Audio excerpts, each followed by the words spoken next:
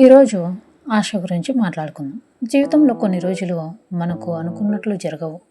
ఎంత కష్టపడినా ఫలితం కనిపించదు. అప్పుడు చాలామంది ఇక నా వల్ల కాదు అని అనుకుంటారు. కానీ గుర్తుంచుకోండి, ఆశ ఉన్నంత వరకు అవకాశం కూడా ఉంటుంది.